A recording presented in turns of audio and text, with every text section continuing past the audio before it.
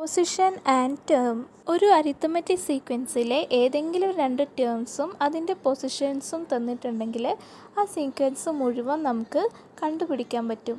അതെങ്ങനെയാണെന്നാണ് നമ്മൾ ഈ സെക്ഷനിൽ നോക്കുന്നത്.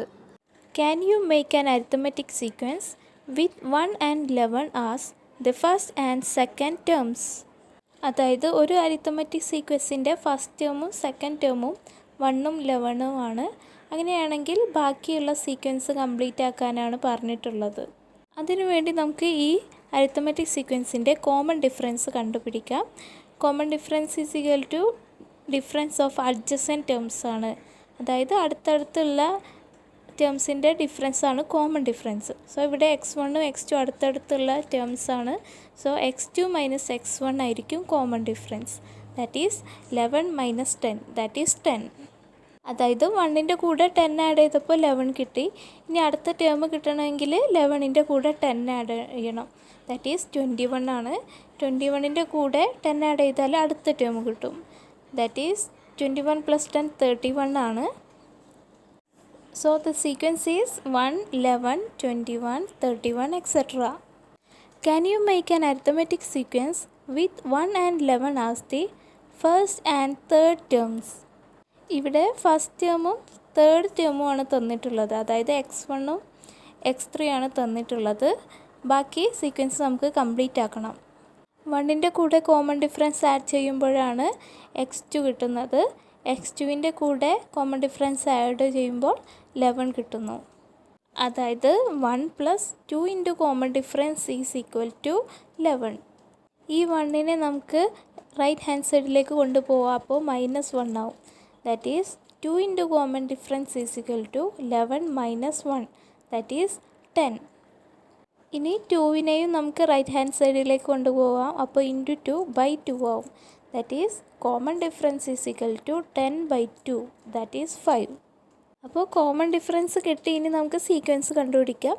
ആദ്യത്തെ ടേം x1 1 ആണെന്ന് തന്നിട്ടുണ്ട്. അതിൻ്റെ കൂടെ കോമൺ ഡിഫറൻസ് ആയ 5 ആഡ് ചെയ്യുമ്പോൾ കിട്ടുന്ന ടേം 6 ആണ്. സോ 6 ആണ് ഇവിടുത്തെ സെക്കൻഡ് ടേം. തേർഡ് ടേം 11 ആണെന്ന് പറഞ്ഞിട്ടുണ്ട്. 11ൻ്റെ കൂടെ കോമൺ ഡിഫറൻസ് ആയ 5 ആഡ് ചെയ്യുമ്പോൾ 16 കിട്ടും. 16ൻ്റെ കൂടെ കോമൺ ഡിഫറൻസ് 5 കൂട്ടുമ്പോൾ 21 കിട്ടും. So the sequence is 1, 6, 11, 16, 21, etc. Can you make an arithmetic sequence with third term 37 and seventh term 73? ഇവിടെ തേർഡ് ടേം 37 ആണെന്ന് പറഞ്ഞിട്ടുണ്ട്. അതായത് x3 37 ആണ്. അതേപോലെ സെവൻത്ത് ടേം x7 73 ആണെന്നും പറഞ്ഞിട്ടുണ്ട്. ഈ ടേംസ് വരുന്ന കംപ്ലീറ്റ് അരിത്തമെറ്റിക് സീക്വൻസ് നമുക്ക് കണ്ടുപിടിക്കാം. 37ൻ്റെ കൂടെ 4 ടൈംസ് കോമൺ ഡിഫറൻസ് ആഡ് ചെയ്യുമ്പോഴാണ് നമുക്ക് 73 കിട്ടുന്നത്. അതായത് 37 + 4 into common difference is equal to 73. ഇവിടെ 37 എന്ന് പറയുന്നത് തേർഡ് ടേം ആണ്. അതായത് x3 ആണ്. അതേപോലെ 73 എന്ന് പറയുന്നത് സെവൻത്ത് ടേം x7 ആണ്. That is x3 + 4 into common difference is equal to x7.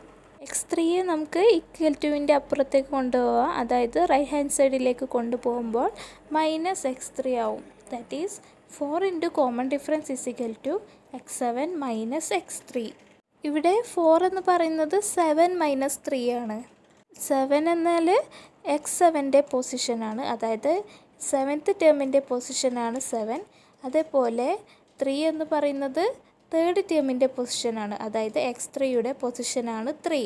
അതായത് difference of positions into common difference is equal to difference of terms എന്ന് എഴുതാം. കാരണം x7ഉം x3യും ടേംസ് ആണ്. സോ x7 - x3 എന്നത് ഡിഫറൻസ് ഓഫ് ടേംസ്.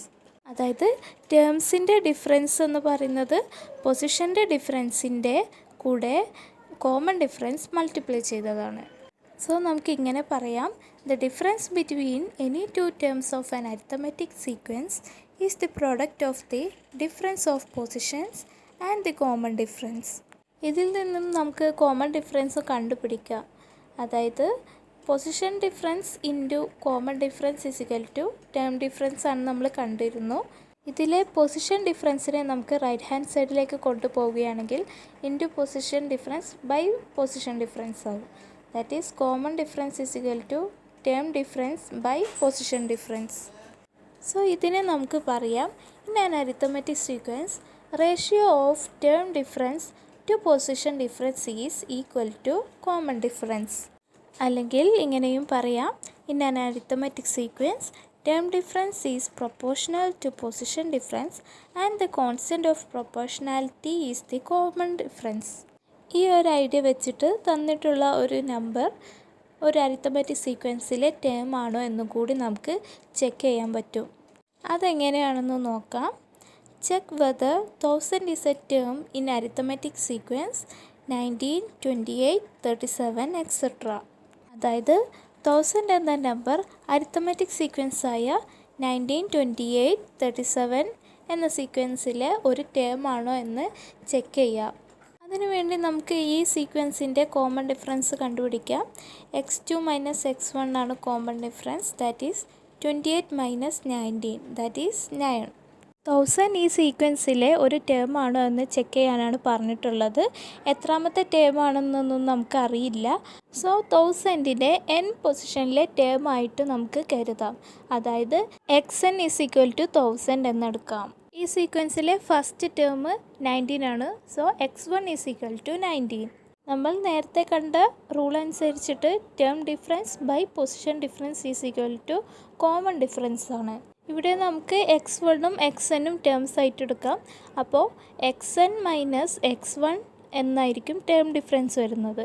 കാരണം x1ഉം xnഉം terms ആണ്, അവരുടെ പൊസിഷൻസ് ആണ്. xnൻ്റെ പൊസിഷൻ n ആണ്, x1ൻ്റെ പൊസിഷൻ 1 ആണ്.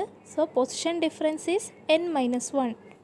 കോമൺ ഡിഫറൻസ് 9 ആണെന്ന് നമ്മൾ നേരത്തെ കണ്ടു.